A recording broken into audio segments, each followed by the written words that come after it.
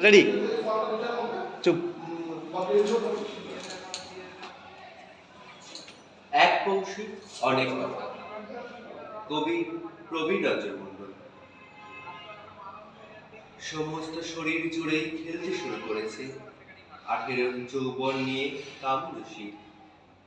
শরীরের যেটুকু বেআব্রু থাকছে সেখানে কামড়ে ধরে জাগিয়ে তুলছে ভয়াবহ এক শারীরিক উন্মাদনায় উত্তেজনা। ভিতরে ভিতরে কখনোই অখুশি নই। একদিন শীতকে ভালোবেসেই ঘর ছেড়েছিলাম।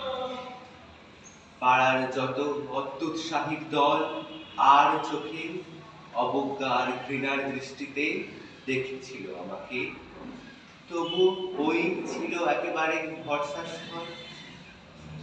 দিগ্ভ্রান্ত মানুষেরা আজ ছুটে গিয়ে উবের দুয়ার আবার খুলতে চাইছে ভোরবেলা। ওখানে এখনো আলো মেলেনি। ভোরের সূর্য ভোরের কুয়াশার অন্তরালে চুপচাপ শুয়ে আছে এক আদি অনন্ত সময়ের অপেক্ষায়। এখন একটি মাঝবয়সী পৌষ মাস। কত হাঁস নেমে পড়েছে জলের উপর। চৌপর দিনভর তাদের আনাগোনা আর খুনসুটি দেখে দেখে কেমন শিহরিত হয়ে থাকে। তাদের কি কোনো পৌষ মাস এসে গেছে? বাগানের সর্ষে ক্ষেতে হলুদ ফুল কথা বলে। ওদের গায়ের উপর রোদ মাখামাখি এখনো শুরু হয়নি। এই ভোরবেলা দোরের কাছাকাছি কোনো প্রহরী আর নেই। বুকের মধ্যে আকুলতা জেগে উঠেছে এখন। কখন কেটে যাবে শরীর জুড়ে শীতের আড়ষ্টতা।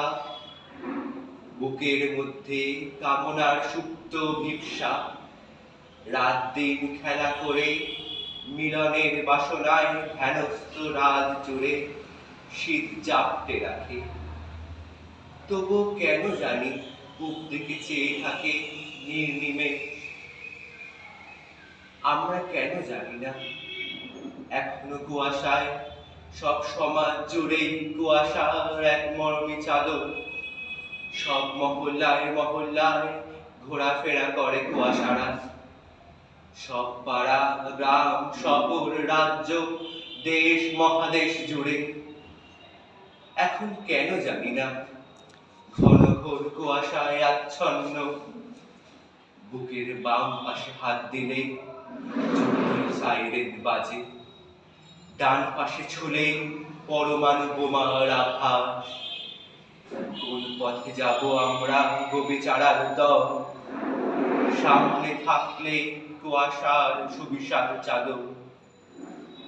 এখন সবাই কেমন ডুবে আছি সমুদ্র।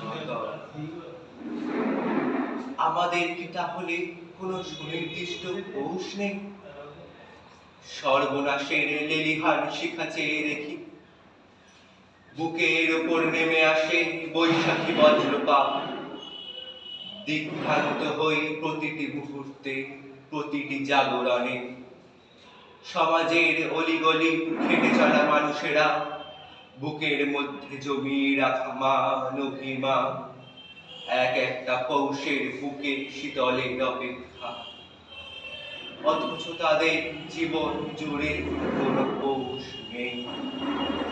তাদের বুকে সংসার নির্বাহ চেপে বসে সর্বনাশ। অথচ সমাজ শাসকের ঘরে সর্বদা পৌষ। নমস্কার।